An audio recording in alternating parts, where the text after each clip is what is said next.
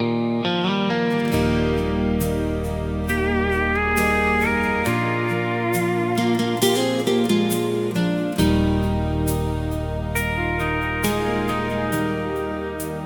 moeilik om 'n huis te los vir 'n vrou wat lank seer gekry het, maar nog moeiliker om weg te stap as jou kind se hart nog aan jou vashou. Ek was nooit een wat maklik huil nie, maar hy het die trane geval toe my klein seentjie saggies vra en my laat omdraai in my spoor. Mama, wie gaan my skoene vasmaak nou? Vir my lekker skool en saam die tuin toe gaan. Wie gaan by papa lê, mama? Soos jy altyd doen. As ek môre wakker word, mama,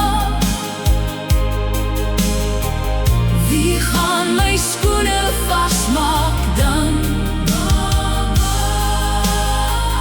Wie gaan my skoene vasmaak dan? Toe hy tussen my en sy pa staan, met trane in sy blou klein oë, het ek vir die eerste keer verstaan, 'n huis het liefde van al twee nodig. 'n Seentjie kort sy ma en pa, meer as trots of seer of kwaad, en geen vrou wat nog liefde dra, sal sommer net weg kan staan. Mama, wie gaan my skoene vasmaak nou?